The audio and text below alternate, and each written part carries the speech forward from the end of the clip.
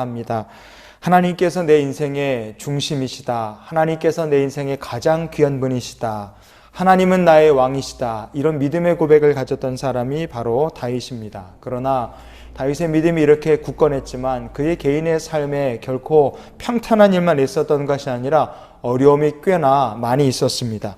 하나님께서 다윗을 왕으로 기름 부어 세우셨는데 사울이 그것을 알고 나라일을 제쳐들고 다윗을 죽이겠다고 10년 세월을 쫓아다녔습니다. 그 기간 동안 다윗이 당한 고난이란 것은 말할 수 없을 만큼 컸습니다. 어렵사리 왕이 된 다음에는 나라 안팎으로 어려움이 굉장히 많았습니다. 다윗의 노년에 그가 나이 들었을 때 그 친아들인 압살롬이 아버지를 쫓아내고 왕이 되겠다고 쿠데타를 일으켰습니다.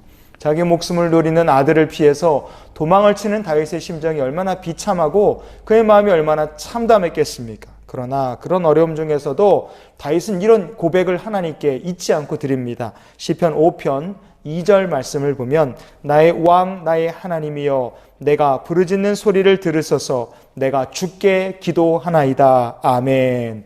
학자들은 보통 이 시편 3, 4, 5편이 다윗이 압살롬을 피해서 도망다니면서 지은 시다 이렇게 말을 합니다. 압살롬의 쿠데타를 피해서 도망가는 중에도 다윗은 하나님께 고백하기를 하나님은 나의 왕이십니다. 이렇게 고백했어요. 이것이 다윗의 참된 믿음이었기 때문에 이런 어려운 환난 중에서도 다윗은 나의 왕이신 하나님께 나를 도와달라고 간구할 수 있었던 것입니다.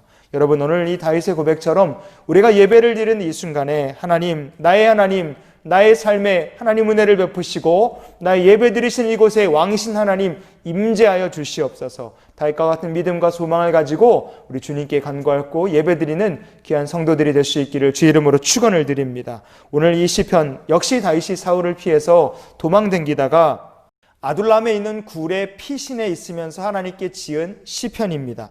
이 시편을 통해서 우리를 향하신 하나님의 마음을 같이 나눠보는 시간이 될 수 있기를 원합니다. 먼저 이 시편을 하나님께 고백할 때 다윗이 처했던 상황은 어땠는가 말씀을 보면 이렇습니다. 57편 1절 말씀을 보시겠습니다. 하나님이여 내게 은혜를 베푸소서 내게 은혜를 베푸소서 내 영혼이 주께로 피하되 주의 날개그늘 아래에서 이 재앙들이 지나가기까지 피하리이다. 아멘. 다윗이 뭐라고 했습니까? 그의 삶에 재앙들이 있다 그랬어요. 이 재앙이 하나만 있는 것이 아니라 어려움이 선물 세트 같이 여러 가지가 한꺼번에 옵니다. 시편 57편 3절 말씀을 보면 그가 하늘에서 보내사 나를 삼키려는 자의 비방에서 나를 구원하실지라. 아멘. 재앙들만 있어도 삶이 버거울 텐데 다윗을 노리는 사람들이 있었고 그를 삼키려는 비방자들이 있었습니다. 재앙의 비방까지 함께 했으니 얼마나 그의 마음이 답답하고 또 억울했겠습니까? 그래서 다윗이 솔직하게 하나님 앞에 이렇게 고백하는 것을 이 시편에서 우리가 또한 볼 수 있습니다. 57편의 6절 말씀을 계속 보시면 그들이 내 걸음을 막으려고 그물을 준비하였으니 내 영혼이 억울하도다. 그들이 내 앞에 웅덩이를 팠으나 자기들이 그 중에 빠졌도다. 셀라. 아멘. 재앙에 웅덩이에 비방에 하여간 다윗의 삶에 하루하루가 바람잘 날이 없고 정말로 최악의 상황이었습니다. 그런데 놀랍게도 이 57편에 오늘 우리가 읽은 본문에 보면 다윗의 고백이 그가 처하고 경험하고 있는 현실과 완전히 딴판이라는 것을 우리가 볼 수 있습니다. 내가 노래하고 내가 감사하고 하나님께 찬양하겠다. 참 뜻밖의 고백이에요. 다윗이라는 사람은 괴로운 게 뭔지를 모르는 사람이냐? 그렇지 않습니다. 우리랑 똑같은 사람이에요. 힘들면 마음이 괴롭다고 얘기하고 억울하면 분노를 느끼고 억울하다고 하나님께 하소연하는 사람이 다윗입니다. 반복되는 실패나 고난이 있을 때 다윗도 역시 무력감을 느끼고 때로는 슬피 울면서 하나님께 통곡하는 사람이 바로 다윗이었어요. 그런데 어떻게 다윗은 오늘 말씀에서 이렇게 하나님을 찬양할 수 있습니까? 오늘 우리가 살펴볼 것이 이겁니다. 다윗의 이 놀라운 믿음의 비결은 무엇입니까? 첫 번째, 그가 주의 날개 그늘 아래로 피했기 때문입니다. 주의 날개 그늘 아래로 피한다. 57편 1절 말씀해 보시면 내 영혼이 주께로 피하되 주의 날개 그늘 아래에서 이 재앙들이 지나가기까지 피하리이다. 아멘. 성경에서 날개란 하나님의 보호와 인도하심을 뜻하는 상징이기도 합니다. 이사야서 31장 5절 말씀에 보면 새가 날개치며 그 새끼를 보호함같이 나 만군의 여호와가 예루살렘을 보호할 것이라. 그것을 호위하며 건지며 뛰어넘어 구원하리라 하셨느니라. 아멘. 새가 그 날개로 자기 새끼를 보호하는 것처럼 하나님께서 자녀된 우리들을 호위하시고 찾으시고 뛰어넘어 구원하시고 하나님께서 그렇게 보호하시는 역사를 우리에게 베풀어 주십니다. 다윗의 인생에 위기와 절망이 가득했습니다. 그러나 위기와 절망 속에서 하나님의 날개 아래 나는 보호를 받고 있다. 다윗은 그렇게 생각했습니다. 그래서 어려운 순간일수록 지키시는 하나님, 도우시는 하나님의 날개 그늘 아래 나를 품어 주시옵소서. 다윗은 그렇게 기도했던 것입니다. 더 중요한 것은 다윗의 믿음의 고백이죠. 뭐라고 그가 고백합니까? 이 재앙들이 지나가기까지 피하리이다 그랬어요. 다윗이 가졌던 분명한 신앙의 색깔이 있습니다. 사람마다 신앙의 색깔이 다르지만 다윗이 가졌던 신앙은 바로 이 긍정적인 신앙이었어요. 아무리 재앙이 크든지 재앙들이 있고 비방이 있고 적들이 웅덩이를 팠어도 이 많은 이 다양한 이 어려운 재앙들이 있으나 그러나 이 또한 하나님의 날개 그날에 내가 쉬고 피해 있는 동안에 이 또한 지나가게 될 것이다. 다윗은 이렇게 믿고 고백한 겁니다. 이것이 다윗이 가졌던 믿음이에요. 이 재앙은 이 어려움은 하나님의 날개 그늘 아래 숨어 있는 동안에 반드시 지나간다. 피해 간다. 다윗은 이런 믿음을 가졌습니다. 여러분 우리가 이런 믿음의 고백을 또한 간직한 귀한 성도가 될 수 있기를 원합니다. 우리가 지금도 주님의 사랑 안에 있기 때문에 그렇습니다. 다윗만 주의 날개 그늘 아래 있는 것이 아니라 우리들도 하나님의 날개 그늘 아래 지금 있습니다. 주님의 사랑 안에 있는 성도가 이 다윗이 겪었던 것처럼 많은 고난과 슬픔을 겪을 수 있습니다. 불행한 일을 우리도 겪을 수 있습니다. 그러나 인생이 쭉 내려가는 내리막만 있느냐? 결코 그렇지 않습니다. 영원히 불행과 재앙이 계속되느냐? 그것도 절대 그렇지 않습니다. 밤이 깊을수록 밝은 새벽이 다가오는 겁니다. 여러분 고난도 닥친 불행도 하나님의 날개 그늘 아래 우리가 있다면, 우리가 우상에 속한 것이 아니라 하나님의 날개 그늘 아래 있다면 이 재앙도 이 고난도 하나님의 은혜 속에서 반드시 지나간다는 것을 고백하는 저와 여러분이 될 수 있기를 원합니다. 우리가 주님의 날개 그늘 아래 있다, 하나님께 속한 자라는 것을 기억해야 돼요. 저희 교회에 외국인 성도들이 계십니다. 필리핀에서 오신 분들이 많은데요. 여러분 필리핀이라는 나라, 그 나라에 속한 섬이 7,000개가 넘습니다. 필리핀 옆에는요 인도네시아가 있는데 인도네시아에 속한 섬은 더 많습니다. 17,500개나 되는 크고 작은 섬들이 엄청나게 많이 있습니다. 두 나라 합쳐서 섬이 2만 개가 넘어갑니다. 그런데 2만 개가 넘어가는 섬 중에서 잘 사는 섬이 죄송하지만 없습니다. 안타깝게도 없어요. 하지만 똑같은 섬인데 괌섬이라든지 사이판 섬이라든지 하와이 섬은 다릅니다. 잘 살아요. 가보면 정말 좋습니다. 잘 해놨어요. 왜 완전히 다르냐? 같은 섬이지만 왜 다르냐 이거예요. 어느 나라에 어느 그늘에 속해 있느냐의 차이가 그렇게 큰 겁니다. 여러분 고난의 시대입니다. 그러나 이 고난의 시대가 우리가 생각하는 것보다 고난의 시대가 훨씬 오래 가고 있어요. 다윗이 생각했던 것보다 훨씬 오래 사울에게 시달렸고 다윗이 생각했던 것보다 훨씬 어려움은 오래 갔습니다. 그러나 그런 고난의 시대, 생각보다 오래가는 고난의 시대에 다윗이 무엇을 했습니까? 그는 주의 날개 그늘 아래 있기를 소망했습니다. 우리가 우상에게 속한 사람이 아니라면 하나님의 날개 그늘 아래 있는 동안에, 머무는 동안에 우리가 당하고 있는 고난도 지나가게 될 줄 믿습니다. 그래서 주께 붙어있게 해주시옵소서. 나는 주님께 붙어있게 해주시고 주의 날개 그늘 아래 머물게 해주시옵소서. 이런 믿음을 가지고 이번 한 주간을 지나가는 저와 여러분이 될 수 있기를 주의 이름으로 축원을 드립니다. 두 번째로 다윗의 놀라운 믿음의 비결은 무엇이냐? 그가 마음을 하나님을 향하여 정했기 때문입니다. 시편 57편 7절 말씀을 보시겠습니다. 하나님이여 내 마음이 확정되었고 내 마음이 확정되었사오니 내가 노래하고 내가 찬송하리이다. 아멘. 이 본문에 보면 확정되었다는 말이 두 번 나옵니다. 확정되었다는 말이 히브리어로 나콘이라는 말입니다. fixed, 단단하게 고정되었다는 뜻도 있고 튼튼하게 세워졌다는 뜻도 가지고 있습니다. 다윗이 이 나콘이라는 말을 두 번이나 썼다는 점을 우리가 주목해 봐야 돼요. 아무리 어려움이, 아무리 고난이, 아무리 상황이 최악이라 할지라도 나의 마음은 하나님께 든든하게 고정되어 있습니다. 이 고백입니다. 상황이 아무리 어려워도 나의 믿음은 하나님 안에서 확고부동합니다. 주님 믿습니다. 아멘. 이 고백을 다윗이 하나님께 드린 겁니다.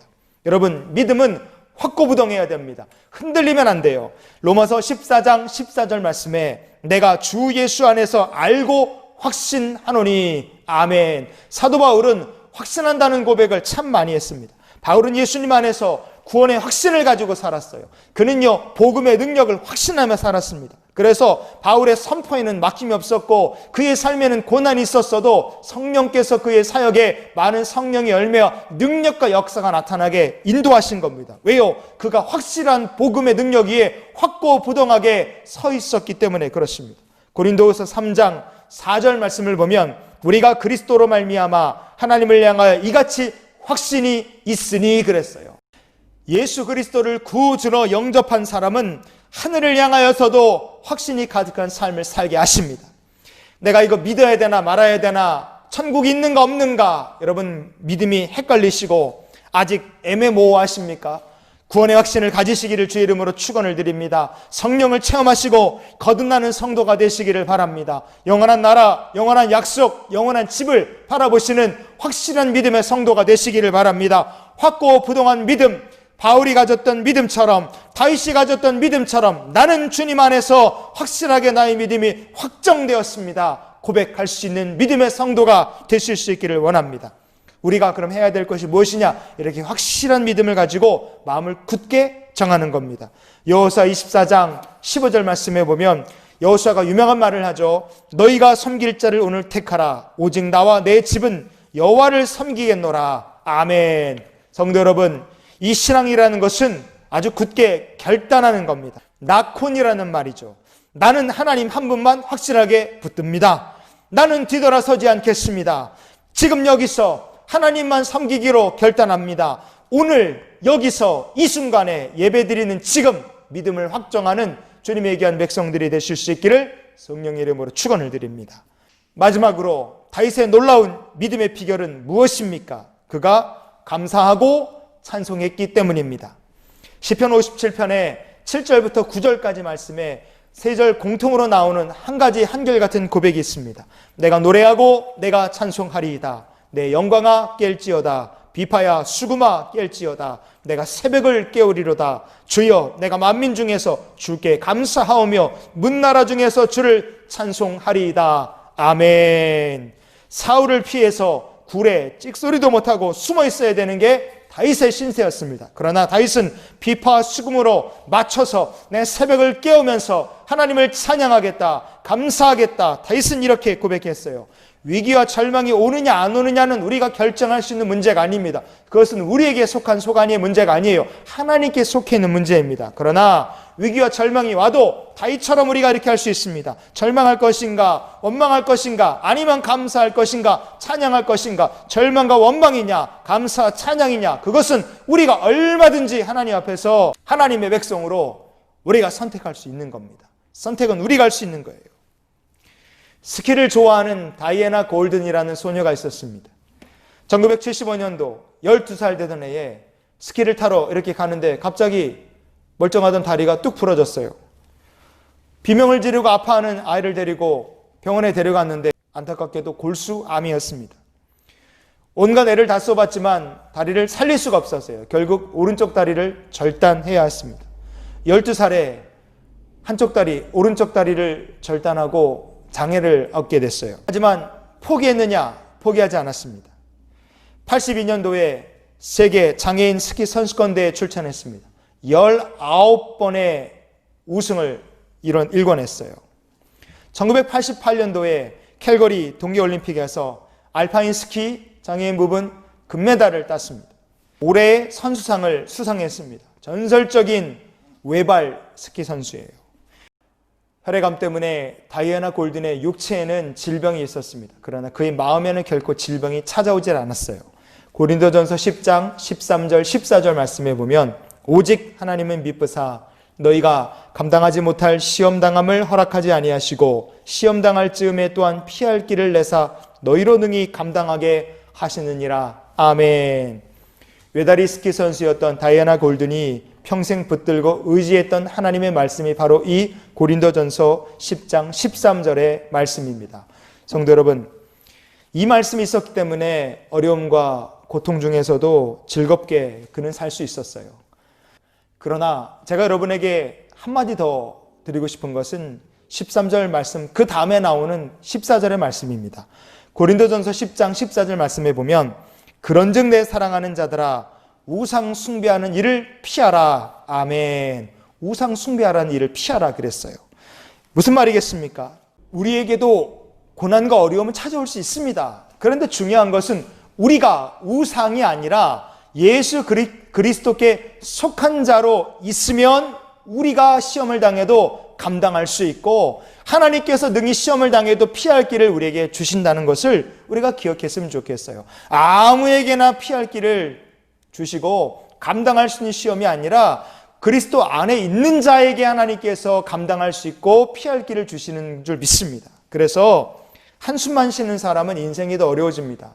한숨이라는 우상에 무찔려 있기 때문에 그래요. 하지만 하나님께 속한 사람, 그리스도 안에 속한 자는 다릅니다. 고통 속에서도 하나님을 찬양하는 성도가 될 수 있기를 원합니다. 바울과 실라가 감옥에 갇혀 있을 때 그들이 기도하고 찬양했어요. 기도하고 찬양할 때 옥문이 활짝 열리는 역사가 나타났습니다. 하나님께서 찬양하는 사람에게 길을 열어 주시는 것입니다.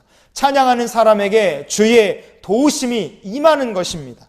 성도 여러분, 오늘 우리가 이 말씀을 이렇게 정리해 봤으면 좋겠습니다. 우리가 겪고 있는 고난이 생각보다 오래 가고 있습니다. 하지만 오래 고난이 간다고 해서 낙심하지 말고 주의 날개 그늘 아래 지켜주시는 하나님 품에 안겨서 평안을 얻고 주님과 동행하는 저 여러분이 될 수 있기를 원합니다. 나는 믿음으로 살 것을 결단합니다. 이렇게 머뭇거리지 말고 하나님을 택하고 하나님을 향하여 뜻을 정하고 마음을 결단하시는 귀한 성도, 믿음이 확정되는 귀한 성도가 되실 수 있기를 원합니다. 한숨과 원망이 아니라 감사, 찬양과 기도로 하나님을 찬양하는 사람으로 나는 살겠노라. 이 귀한 믿음의 결단과 선택을 내리는 저와 여러분이 될 수 있기를 원합니다. 찬양하며 살았던 다윗처럼 하나님의 날개 그늘 아래서 항상 행복하고 평안하고 그리고 마음이 확정되어 주님을 찬양하며 믿음과 은혜로 성령의 충만함으로 이번 한 주간을 승리하는 저 여러분이 될 수 있기를 주님의 이름으로 축원을 드립니다. 기도하시겠습니다.